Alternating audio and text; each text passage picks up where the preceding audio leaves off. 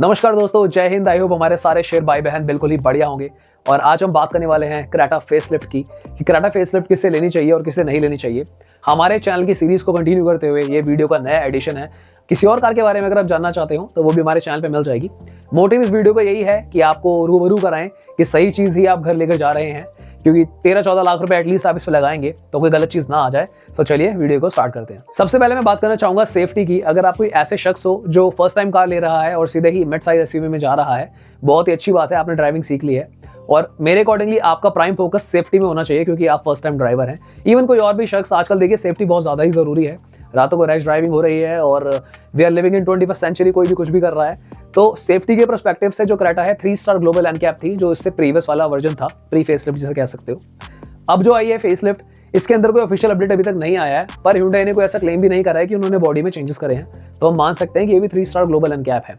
तो अगर आप कोई सेफेस्ट कार की तरफ जाना चाहते हैं तो आप टाटा या फिर किसी जर्मन ब्रांड वॉक्सवैगन या फिर स्कोडा की तरफ जा सकते हैं। वहां पे आपको ज़्यादा सेफेस्ट कार मिल जाएगी। हालांकि मैं एक चीज़ की यहाँ पे तारीफ करना चाहूँगा Hyundai की, बिल्कुल, कि बेस मॉडल से ही आपको 6 एयर बैग्स मिल जाएंगे। And thanks to global NCAP. ये इसलिए हुआ क्योंकि ग्लोबल एनकैप ने अनाउंस किया था कि वो किसी भी कार को 5 स्टार नहीं देंगे जिसमें 6 एयर बैग्स नहीं आ रहे हैं। सो इस वजह से हर बेस मॉडल के अंदर Hyundai 6 एयर बैग देगा ही देगा आपको। So that's a good thing. अगर हम इस सेगमेंट की बाकी कार्स को देखें, चाहे वो एलिवेट हो, विटारा हो या कोई भी, तो वहां पर आपको जो है ना 6 एयर बैग नहीं मिलते हैं बेस मॉडल से। ये मुझे बहुत ही बुरा लगता है। उनको लेने के लिए आपको उनके टॉप मॉडल लेना पड़ेगा। अगर आपको 6 एयर बैग लेना है तो थोड़ा सा यहाँ पर आप देख लेना, ये एक वैलिड पॉइंट है, कितना मैटर करता है आपके लिए। सेकंड पॉइंट पे मैं बात करना चाहूंगा कार की माइलेज के बारे में। देखिए, कार खरीदते टाइम ना 2 ही तरह के लोग मुझे समझ में आते हैं। एक वो जिनकी फाइनेंशियल सिचुएशन काफी ठीक है, वो फिर भी लोन करा के ले लेते हैं या कुछ तो कैश भी ले लेते हैं। या सेकंड, जो अपनी ड्रीम कार की तरफ बढ़ रहे हैं, अपने फाइनेंसेस को इकट्ठा करके वो लोन करा के लेते हैं। तो मेरे अकॉर्डिंगली आपको समझना होगा कि आप माइलेज कितने एक्सपेक्ट कर रहे हैं, क्योंकि इस सेगमेंट में जो हाईएस्ट माइलेज आपको देती है वो विटारा है, वो क्रेटा नहीं है, राइट। तो अगर आपका प्राइम फोकस जो है वो माइलेज है यहाँ पे, कि कम पैसों में यार ज्यादा कार चले और पेट्रोल पे कम खर्चा हो, तो आप किसी और ब्रांड की तरफ भी जा सकते हैं। हालांकि क्रेटा की एक अपनी ही क्लास है, अपनी लीग है, पर साइज में, लंबाई चौड़ाई में और भी कार्स हैं जो इसी की तरह compete करती हैं, दिखने में बढ़िया लगती हैं, क्लासी लुक्स है उनकी भी। पर माइलेज के मामले में क्रेटा वो चीज़ नहीं है जिसकी तरफ आप जा रहे हो। हालांकि जो इसका इंजन है, अगर मैं विटारा की बात करूं, उससे 7-8 bhp ज़्यादा पावर प्रोड्यूस करता है और थोड़ा सा पेप इंजन और मिलता है आपको कंपैरेटिवली। तो एक बार यहाँ पर देख लेना, अगर ये माइलेज वाला फैक्टर आपके लिए प्राइम बन जाता है। क्योंकि अगर आपकी कार 3-4 किलोमीटर एक्स्ट्रा चल रही है पर लीटर पे, तो सोचने वाला बन जाता है कि क्या हम थोड़े बहुत कॉम्प्रोमाइज़ कर सकते हैं लॉन्ग रन के लिए या फिर नहीं। एक और पॉइंट मैं यहाँ पे ऐड करना चाहूंगा, जो कि मेरा थर्ड पॉइंट है, कि अगर आप कोई ऐसे शख्स हो जो फ्रीक्वेंटली कार चेंजेस करने में बिलीव करते हो 3 to 4 ईयर्स में या फिर जल्दी ही, या फिर आप कोई ऐसे शख्स हो जो लॉन्ग टाइम में एक अच्छी रीसेल वैल्यू एक्सपेक्ट करता है, तो वो आपको सबसे ज्यादा विटारा में मिलेगी फिलहाल। हालांकि क्रेटा की भी बहुत अच्छी रीसेल वैल्यू है और मैं ऐसा बिल्कुल नहीं कहूंगा कि आप क्रेटा मत लो, ये आपकी चॉइस है। नई चीज़ है यार, नई लुक है बिल्कुल ही। तो अगर आप इस चीज़ से इम्पैक्ट होते हो तो आप मत लेना चाहे क्रेटा, क्योंकि रीसेल वैल्यू में आपको सबसे ज़्यादा मिलती है विटारा की, उसके बाद आपको क्रेटा की भी काफ़ी अच्छी रीसेल वैल्यू मिल जाएगी। I am just sharing this on ground level. मैं यहाँ पे क्रेटा की कोई भी बुराई नहीं कर रहा हूँ। तो अगर मैं जो पॉइंट्स छेड़ रहा हूँ, मैं जिस भी क्राइटेरिया में लैंड करूंगा, अगर मैं अपनी पर्सनल बात भी करूँ, आई मीन मेरे फाइनेंसेस अगर ठीक है, मुझे रीसेल वैल्यू नहीं चाहिए, I will go with the Creta. या फिर अगर मुझे माइलेज से भी इतना फर्क नहीं पड़ता, I will go with the Creta. Security से भी मुझे फर्क नहीं पड़ता, I will go with the Creta.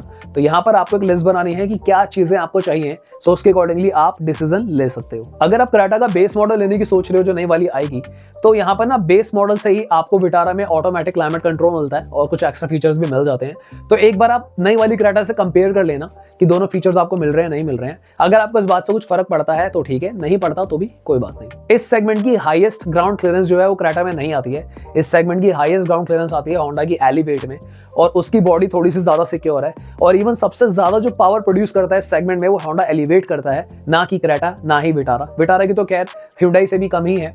तो अगर आपको थोड़ा पावर और चाहिए और ज्यादा पैपी इंजन चाहिए, तो आप होंडा एलिवेट की तरफ जा सकते हैं। उस कार की थोड़ी सी डायमेंशन और व्हील बेस भी ज्यादा बड़ा है as compare to whole out segment. तो ये चीज भी आप एक बार जरूर देख लेना। अगर आप कोई ऐसे शख्स हो जिसको कद्दू फर्क नहीं पड़ता कि माइलेज क्या है क्या नहीं है, आपको क्रेटा पसंद आ गई थी पहले वाली भी, अब वाली भी, पहले आप नहीं ले पाए थे, तो अब लेना चाहते हो तो बिल्कुल लो भाई, बिल्कुल लो। अगर आपको अच्छे इंटीरियर चाहिए, बिल्कुल लो। थोड़ी बहुत माइलेज ऊपर नीचे हो जाएगी, बिल्कुल लो। जिंदगी देखो, मैंने कई वीडियो में अपनी कहा है कि 2 तरह के लोग होते हैं, जिंदगी ना मिलेगी दोबारा या फिर आमदनी ठन्नी खर्चा रुपया। और दोनों ही लोग अपनी अपनी जगह बिल्कुल ठीक होते हैं। तो अब जिस भी सेगमेंट में लैंड करते हो, आप उसके अकॉर्डिंगली डिसीजन लो। अगर आपको क्रेटा लेनी है भाई, बिल्कुल लो। बस थोड़ा सा देख लेना सेफ्टी वगैरह का। मैं देखो ये यहाँ पे बिल्कुल नहीं कहूंगा कि 3 स्टार कार सेफ्टी की कोई बेकार होती है। इतने सालों से हमने कार्स चलाई हैं, पहले तो पता ही नहीं था 10 साल पहले की सेफ्टी क्या होती है। बट अगेन इसका मतलब ये भी नहीं है कि आप खुद ही कुआं में छलांग मारें। तो अपना माइंड को सोच समझकर फैसला लो। मैं रेकमेंड करूंगा अपनी ड्राइविंग स्किल्स को आप जज करो कि आपको कितना टाइम हो चुका है, कितने साल हो चुके हैं, क्या आप सेफ कार ऑलरेडी चलाते हैं। तो वहां पर एक काफी अच्छा रोल प्ले करता है डिसीजन लेने में कि क्या आपको 5 स्टार ही चाहिए या फिर 4 या 3 से भी आपका काम चल सकता है। एट लास्ट में कहना चाहूंगा काफी सारी वीडियोस ना आपको इंटरनेट पे मिलेंगी जिसमें इसके कॉन्स और ये और वो सब डिस्कस होगा। कोई भाई कुछ बात बता रहा होगा, कोई कुछ बता रहा होगा कि पता है कल तो यहाँ से आवाज आ गई थी और ये तो थोड़ा सा टेढ़ा मेढ़ा है, क्रेटा का ये छोटा है, बूट वो है, ये जो सारे फैक्टर्स हैं वो सब आपके लिए नहीं होते हैं। तो मैं आपको ये रेकमेंड करूंगा कि मेजरली जो भी कंपनी नया प्रोडक्ट लाती है वो अपने तरीके से बेस्ट चीज बनाने की ही कोशिश करती है। तो कई लोग तो व्यू लेने के लिए भी ऐसी बातें करते रहते हैं वीडियोस में। तो जो प्राइम चीजें आपको एक्चुअली मैटर करती हैं, जो हमने मेजॉरिटी ऑफ चीजें डिस्कस करी है यहाँ पे, मैंने यहाँ पे देखो इसकी ना हैंडलिंग, सस्पेंशन, इन सब के बारे में बात नहीं करी। मैंने काफी बार क्रेटा ड्राइव करी है और मेरे को काफी अच्छा रिस्पॉन्स लगता है क्रेटा का।